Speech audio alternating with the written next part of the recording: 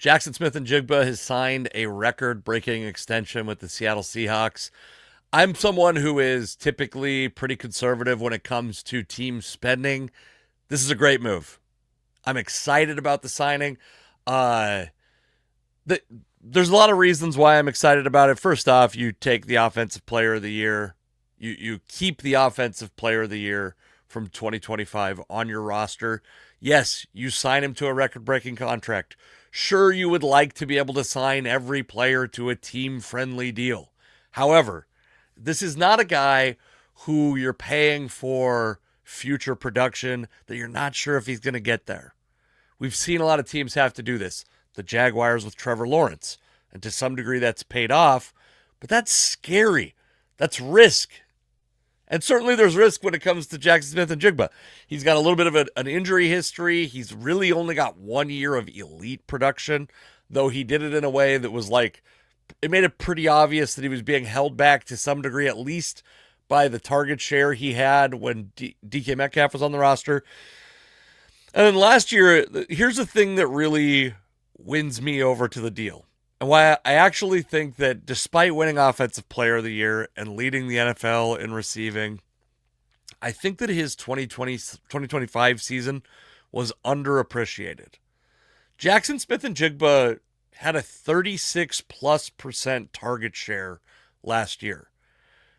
I didn't want to go back very far. I think in the modern NFL, that might be the highest ever. If not, it's at least the highest ever in the last 6 years, since 2019. Those were the numbers I could easily track down. There might be some years where teams didn't pass the ball very much, where someone has a higher target share. Jaxon Smith-Njigba not only led the league in receiving, he did it while the Seahawks ran the ball less or passed the ball less than anybody in the NFL. The Seahawks are a run-first team, and Jaxon Smith-Njigba remained the most important part of the offense, the most productive part of the offense, despite the team passing the ball the least of any team in football. This is the reason why, why I thought the Jimmy Graham was underappreciated, and also why I think his time in Seattle was underappreciated, because he came from a super high volume passing offense to the Seahawks, who, just like the modern Seahawks, were a run first team. And he was productive. He never recreated his numbers in New Orleans. You could argue he did or did not. The trade itself was too much to give up for him. But Jimmy Graham himself was actually pretty good in Seattle. This is, by the way, a completely unnecessary diversion. Nothing I planned on talking about. You'll see concerns about the percentage of the cap that Jaxon Smith-Njigba is going to take up, and how no team has ever, or few teams ever, I think no teams ever have probably won a Super Bowl with a guy with that's taking up a receiver that's taking up that much of their cap. And these are valid concerns. The thing that assuages my concern, the thing that makes me a little less worried about that, is that the NFL is shifting. It's still shifting. Don't let anyone fool you. I'm going to talk about this later in the offseason, but the amount of money they didn't pay Kenneth Walker and the amount that they hopefully will continue to not invest in running backs, in quote-unquote premium or elite running backs, that amount can fully be reallocated back to receiver. I'm still concerned, by the way, about Rashid Shaheed and Cooper Kupp and Jaxon Smith-Njigba all getting paid this year. But you look at, by the time this contract kicks in, by the time Jaxon Smith-Njigba's contract kicks in, he will have played his 2026 season, 2027 season on his fifth-year option, and by the way, then Cooper Kupp gone. Even if the Seahawks do allow him to play on the third year of his contract, which is highly unlikely. I think it's unlikely that he wants to continue to play after 2026. I think it's unlikely the Seahawks would ever consider paying him that third year. But let's even say that he was still on that contract. It'd be over by the time Jaxon Smith-Njigba's new contract kicks in. Rashid Shaheed's contract would be in its final year. It's very rare that players play on their final year of their contract. So I'm worried about that, and there's rollover cap that you have to consider and all that stuff. I preach all that stuff all the time, but as far as allocated resources to a specific position, when Jaxon Smith-Njigba gets expensive, the rest of the position becomes probably guys that the Seahawks have drafted and developed. Injury history, I mean, my only concern, and this helps to justify the Rashid Shaheed signing, it helps to justify keeping Cooper Kupp, is you don't want the target share to be that high in 2026.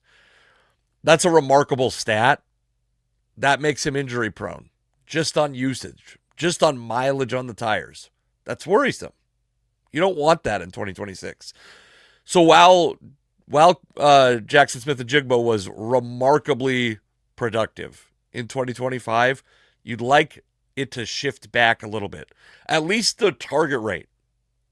You'd like to see enough attention paid by the Seahawks offense to other players that Jaxon Smith-Njigba gets hit 25 less times in a season. Gets, risks going over the middle 25 less times in a season, whatever. To keep him healthy and to keep him productive and efficient. The amount of efficiency he had despite being targeted a ton on an offense that didn't pass the ball a lot, it was remarkable. And it's the only thing that makes it feel sustainable. It feels like an outlier season, except for you go look at the numbers and you're like, yeah, super high target rate, but on an offense that didn't pass the ball a lot. Like he was just great. Jaxon Smith-Njigba was just great. Now, what does this do for Devin Witherspoon is a slightly different question. If you were going to ask me going into the 2026 offseason, who would you most like to see the Seahawks retain? And of course, one of these happens right before the playoffs in 2025. So it's not really a question going into the offseason, but in Charles Cross, Jaxon Smith-Njigba, and Devin Witherspoon. In order, I'm probably going the order they've signed in to this point and saying that while Devin Witherspoon has yet to sign. I think Charles Cross, I think left tackle is very important, especially if you're a team without a super mobile quarterback. Darnold is, I think, an underrated athlete, but he's not scrambling and getting out of the pocket. It's not part of his game. You'd like to see protection on his blind side. And next would be Jaxon Smith-Njigba. The other thing, and I'm going to talk about this a little more in the offseason also, is there's folks who are concerned that probably after next season, the Seahawks will have to start considering a Sam Darnold extension.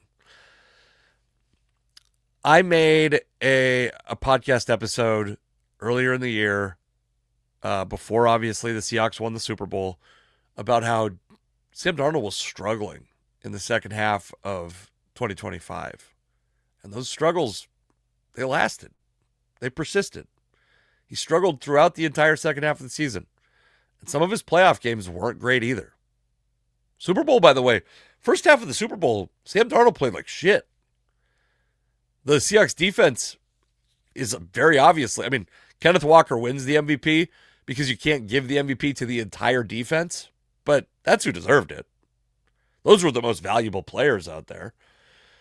They bailed Sam Darnold out the first half of that game.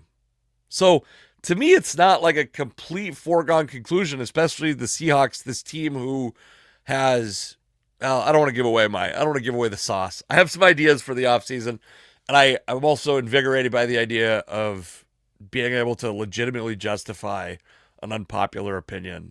But I am in the group, the folks who are very happy that Jaxon Smith-Njigba is going to be a Seahawk through, 2031 or something like that, through his most productive years. If he's hitting free agency again at the end of that contract, he's doing it as a Cooper Kupp type player, probably. The Seahawks just bought all of his most productive seasons.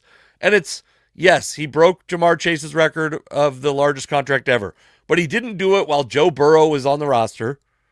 He didn't do it after his fifth-year option so that all these contracts that the Seahawks are signing are going to be expensive alongside Jaxon Smith-Njigba. And they didn't pay a T. Higgins type next to him. Now, if in 2 years they're giving Torrey Horton a T. Higgins extension, I'm worried about that. If in 2 years they're giving Rashid Shaheed a T. Higgins extension for some reason, which seems completely impossible that he's gonna become that efficient and voluminous of a receiver. Never used that word in that context. Not feeling great about it, to be honest with you. But if he's not going to be someone who's targeted frequently, I can't imagine Rashid Shaheed getting that kind of deal. Yes, I think this is the big salary you can carry through into 2031 or whatever season. That's the big salary. And you're going to have to be a little more judicious about how you allocate resources towards receiver. You're going to have to develop some guys who are third, fourth, fifth, sixth round picks to be depth and to dilute the targets that have to go to Jaxon Smith-Njigba. But this dude was the best receiver in football last year and might be the best receiver in football for the next 5 years. And you're paying for past production, proof of concept, and future production is what you're paying for. And if I was the Bengals, I would have signed Jamar Chase. Jamar Chase is young and great. And Jaxon Smith-Njigba is no different. Great deal for the Seahawks. I'll be curious what happens with Devin Witherspoon. I think that eventually, obviously, they have to stop spending money. We're going to talk later in the offseason about who they can pay and who they can pay, who they should pay, who they shouldn't pay, and who they should maybe start working on figuring out a way to flip that player into future resources. Anyways, that's all to say. Happy day, good day. Happy Jaxon Smith-Njigba is going to be in Seattle for the long term.